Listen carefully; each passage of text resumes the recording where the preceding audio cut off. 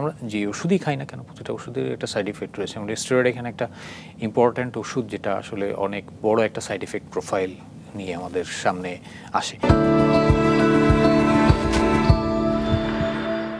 ইনফেকশনের একটা রোলের কথা বলছিলেন যে ইনফেকশাস কোনো কজ আছে কিনা, এটা সম্পর্কে যদি একটু বলেন নেফ্রোটিক সিনড্রোমের ক্ষেত্রে। নেফ্রোটিক সিনড্রোমের জন্য সবথেকে জরুরি যেটা জানা যে তার এই এপিসোডটার সাথে কোনো ইনফেকশন অ্যাসোসিয়েটেড কিনা, যেটা আমরা বলছিলাম যে অ্যাজমা থাকলে বা অন্য যে কোনো ইনফেকশনের সাথেও এটা ট্রিগার্ড হয়ে শুরু হতে পারে নেফ্রোটিক সিনড্রোম।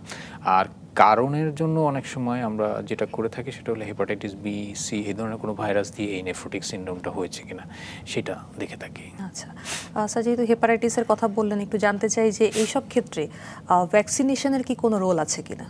ধন্যবাদ আপনাকে। আমাদের দেশে তো অলরেডি হেপাটাইটিস বি এর ভ্যাকসিন অ্যাভেলেবল, এবং প্রত্যেকটা বাচ্চাই 1 বছরের আগেই এই ভ্যাকসিনেশনটা কমপ্লিট করে ফেলে।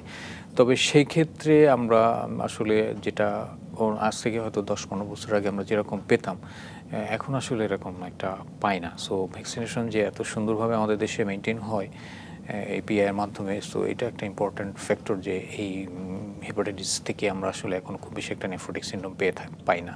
আচ্ছা স্যার, আপনি বলছিলেন যে স্টেরয়েড বা প্রেডনিসোলনের রেসপন্স করছে, আর কিছু কিছু আছে যেটা স্টেরয়েড রেজিস্ট্যান্ট।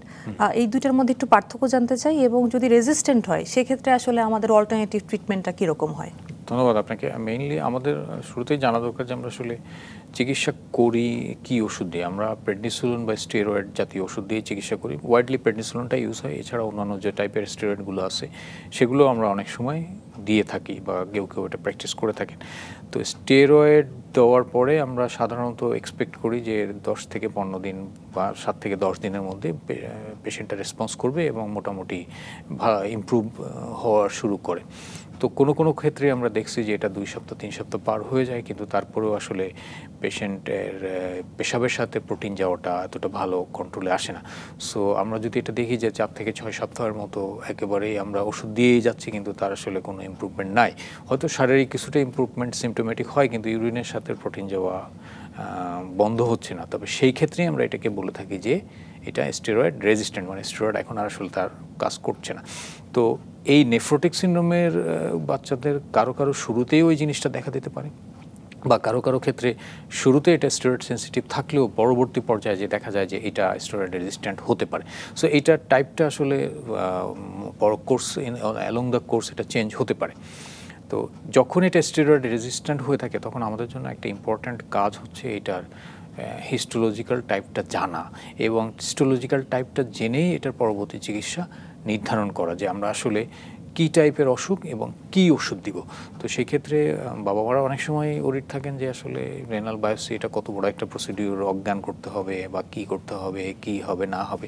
তবে তার থেকে বড় কথা হচ্ছে যে আমাদেরকে এই হিস্টোপ্যাথোলজিক্যাল টাইপ যেটা, এটা আসলে টিস্যু টাইপটা জানাটা খুবই জরুরি, এবং সেটার উপরে ভিত্তি করেই পরবর্তী চিকিৎসা পদ্ধতি নির্ধারণ করাটা জরুরি। আচ্ছা স্যার, একটু জানতে চাই আপনার কাছে যে স্টেরয়েডের কথা আমরা যেহেতু বলছি, আমরা তো জানি যে একটা সার্টেন টাইম পরে এটা একটু ট্যাপারিং অফ দ্য ডোজ করাটা খুব জরুরি। নেফ্রোটিক সিনড্রোমের ক্ষেত্রে আসলে স্টেরয়েডের ডোজের স্কেডিউলটা কীরকম হয়ে থাকে? ধন্যবাদ আপনাকে। এখানে স্টেরয়েডটা আমরা ইনিশিয়াল এপিসোডে সাধারণত 3 মাসের চিকিৎসা দিয়ে থাকি। প্রথম 1.5 মাস আমরা প্রতিদিনের ডোজ দিয়ে থাকি, এবং এর পরবর্তীতে আমরা 1 দিন পর পর ডোজ দিই। সেখানে একটা জিনিস জানা জরুরি যে আসলে এই ট্যাপারিংটা কেন, কারণ হচ্ছে যে আপনি জানেন যে আমাদের স্টেরয়েডের অনেকগুলো সাইড ইফেক্ট রয়েছে, অর্থাৎ আমরা যে ওষুধই খাই না কেন প্রতিটা ওষুধের একটা সাইড ইফেক্ট রয়েছে, এবং স্টেরয়েড এখানে একটা ইম্পর্ট্যান্ট ওষুধ যেটা আসলে অনেক বড় একটা সাইড ইফেক্ট প্রোফাইল নিয়ে আমাদের সামনে আসে। তো সেক্ষেত্রে আমাদেরকে এই ওষুধ দিয়েই রোগীকে চিকিৎসা করতে হবে, এবং এই ওষুধ দিয়েই আবার ওষুধটাকেই এমনভাবেই ব্যবহার করতে হবে যেন এটা দিয়ে সাইড ইফেক্ট না হয়। সো সে কারণেই আমরা এটাকে ট্যাপারিং করি, এবং ট্যাপারিং করে আস্তে আস্তে এটা বন্ধ করে দিই।